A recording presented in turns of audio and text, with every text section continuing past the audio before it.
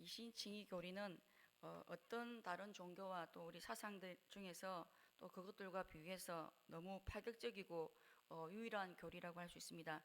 인간의 도덕적인 노력이 구원의 1%도 기여하지 않으면서 수동적으로 얻게 되는 의를 말하고 있기 때문에 공격을 많이 받는 것 같습니다. 그런데 바울이 이렇게 이신칭의 복음에 대해서 말을 하면 어떤 질문이 제기가 되겠습니까? 선행이나 도덕이 구원을 얻는데 무가치하다면 도대체 왜 우리가 선하게 살아야 하는가? 또 만일 복음이 은혜로 구원을 받는다고 하면 이 메시지가 사람들을 부도덕하게 살도록 문을 열어주고 또 죄를 허용하는 면죄부를 주는 것은 아닌가? 이런 질문들이 반드시 나오게 되어 있습니다. 그리고 바울이 죄가 더한 곳에 은혜가 또 넘쳤다고 말을 하니까 그렇다면 하나님의 은혜를 더욱 넘치게 하기 위해서 죄를 더 지어도 되는 것이 아닌가 하는 이런 질문들까지도 나올 수 있음을 바울은 알고 이 모든 질문에 대해서 그럴 수 없느니라 하고 단호하게 반박합니다. 그리고 계속해서 그럴 수 없는 이유들을 설명합니다. 먼저 바울은 우리가 죄에 대해서 죽었다고 말을 하는데 죄에 대해서 죽었다고 하는 말은 무슨 뜻이겠습니까? 더 이상 죄 짓는 것을 우리가 원하지도 않고 또 죄가 우리에게 더 이상 영향을 끼치지도 않고 지배하지 못한다는 그런 뜻이겠습니까? 구원받은 그리스도인들도 여전히 죄의 욕망을 가지고 있습니다. 그리고 죄에 대해서 죽었단 말은 우리가 서서히 죄로부터 멀어져 가고 또 우리 안에서 죄의 세력이 점점 약화된다는 그런 뜻이겠습니까? 바울은 우리가 죄에 대해서 단번에 죽었다고 말을 합니다. 바울이 말하는 죄에 대해서 죽었다는 말은 우리가 그리스도인이 되는 순간 더 이상 이제는 죄의 지배, 죄의 세력 아래 있지 않게 되었다는 그런 말입니다.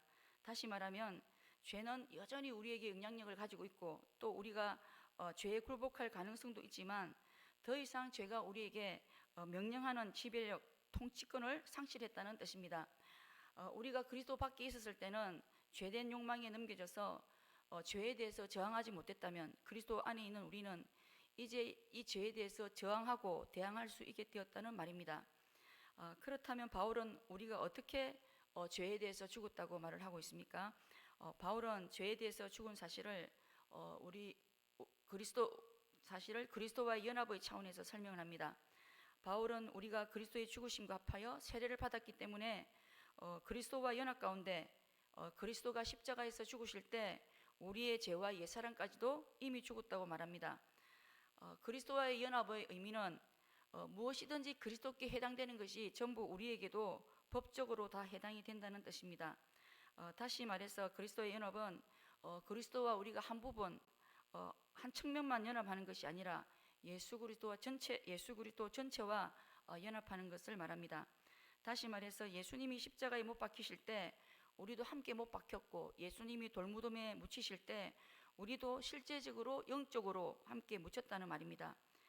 그렇기 때문에 그리스도와 연합된 자는 그리스도가 죄에 대해서 죽으셨을 때 우리도 함께 죽었고 또 이 연합의 결과가 우리의 죽음에만 영향을 끼치는 것이 아니라 이 연합 가운데 우리가 그리스도의 그 부활에도 참여하게 되고 또 그리스도가 하나님 우편에 앉히신 것처럼 우리 역시도 하늘에 앉혀진 존재가 되고 예수님의 재림의 시간에 예수님과 같은 그 부활의 몸으로 우리가 예수님의 부활까지도 경험하게 될 것을 뜻합니다. 따라서 예수님의 죽음은 죄와 죽음 아래 있는 우리를 대신한 죽음이기 때문에 예수님의 부활이 의미하는 것은 죄인에 대한 죽음의 심판이 완전히 끝이 나고 또 죄와 죽음의 연결이 완전히 끝이 난 것이고 우리에게 죄와 죽음이 통치해서 탈출할 문이 열렸음을 의미합니다. 다시 말해서 죄와 죽음의 통치에서 완전히 벗어나서 하나님의 통치, 그리스도의 통치로 통치권이 완전히 이양이 되고 복귀되었음을 의미합니다. 그렇기 때문에 죄와 사망의 영역 안에 들어있는 사람들, 불신자들에게는 여전히 죄와 사망이 주장하기 때문에 죄와 사망의 종노릇하게 되어 있습니다. 그러나 이제 그리스도 안에 있는 우리는 죄와 사망이 주장하고 종노릇하는 자리에서 완전히 죽어버렸기 때문에 그 주장권과 통제권이 완전히 없어져 버렸다는 그런 말입니다. 그렇기 때문에 바울은 죄에 대해서 죽임을 당하고 또 하나님의 통치 영역 안에 들어간 자들은 이제부터 어떤 삶을 살아야 하는지를 말씀합니다. 첫 번째는 죄가 너희 죽을 몸에 왕노릇하지 않도록 하라고 명령합니다. 바울이 이렇게 명령하는 이유는 우리가 죄의 통치로부터 벗어나긴 했지만 순간적으로 굴복할 때가 많이 있기 때문입니다. 그래서 사실 실생활에서 여전히 갈등을 가지고 살아갑니다. 그래서 마틴 로이드 존스 목사님은 이 문제를 이렇게 설명합니다.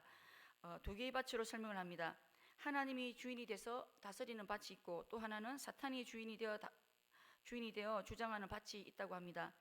그리스도 밖에 있었을 때는 우리가 사탄의 밭에서 쟁기질도 하고 농사도 짓고 추수를 했습니다. 그런데 예수 그리스도와 함께 하나님의 밭으로 넘어오게 되었지만 사탄은 가끔씩 화려한 것을 보여주며 하나님의 밭에 있는 자들에게 자신의 영역에 마음이 뺏기고 정신이 빼앗기도록 유혹을 합니다. 그러나 한순간 마음이 빼앗겼다가도 그렇지, 저 주인은 나의 옛 주인이지 현재 주인은 아니야 하고 다시 돌아오게 됩니다. 우리의 마음이 넘어간 것뿐이지 우리가 사탄의 밭으로, 사탄의 영역으로 다시 넘어갈 수는 없습니다. 하지만 여전히 옛 주인이 주인 행세를 하고 지배하려고 합니다. 이와 같이 제가 우리를 속이며 우리를 지배하려고 하고 왕노릇하려고 할 때 그대로 내버려 두서는 안 되고 우리가 죄를 거부하고 저항하고 죄와 싸워야 한다는 말입니다. 다시 말해서 사탄이 우리를 지배하려고 할 때 그리스도가 우리의 주인이시고 우리의 통치권이 그리스도께 있음을 선포하고 저항해야 한다는 말입니다. 두 번째는 너희 지체를 불의의 무기로 죄에게 내주지 말고 오직 너희 자신을 죽은 자 가운데서 다시 산자와 같이 하나님께 드리며 너희 지체들을 의의 병기로 하나님께 드리라고 말씀합니다.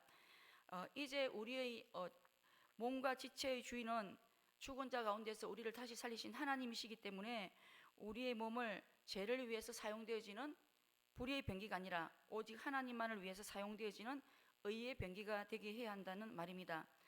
소극적으로 우리가 죄를 거절할 뿐만 아니라 더 적극적으로 우리 몸을 하나님께 드려야 한다는 말씀입니다. 이것이 바로 죄를 이기는 방법이고 죄가 우리 몸에 왕노릇하지 못하게 하는 방법이라고 바울은 말합니다. 우리는 어떻습니까? 우리의 통치권이 그리스도께 있음에도 불구하고 외주인을 따라 살아가고 있지는 않습니까? 죄와 피 흘리기까지 싸우고 있습니까? 우리 몸을 그리스도가 사용하는 의의 병기가 되도록 우리 몸을 그리스도께만 드려야만 합니다.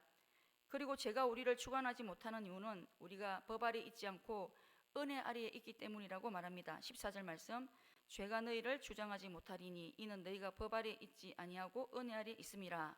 여기서 법은 율법을 말합니다. 율법 아래 있지 않고 은혜 아래 있다는 것은 이제 율법이 원하는 것, 율법의 요구가 다른 방식, 즉 성령의 방식으로 이루어진다는 것입니다. 율법은 우리를 죄의 세력과 행포로부터 해방시킬 그런 힘이 없습니다.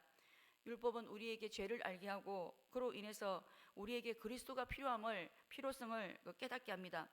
그러나 율법은 우리에게 무엇이 옳은 줄을 알려주지만 그것을 행할 수 있는 능력을 제공하지 못하기 때문에 오히려 우리에게 좌절을 안겨다 줍니다. 그러나 하나님의 은혜는 우리에게 하나님의 기준이 무엇인지를 보여줄 뿐만 아니라 또 그것을 행할 수 있는 본성과 능력을 성령을 통해서 우리에게 제공해 주신다는 사실입니다. 그렇기 때문에 우리가 죄와 싸워서 이기는 방법은 오직 하나님의 은혜 안에 머물러 있을 때 가능하다는 뜻입니다. 말씀을 맺겠습니다. 그리스도와 연합을 통해 우리는 죄에 대해서 완전히 죽은 자인 것을 기억해야 하겠습니다.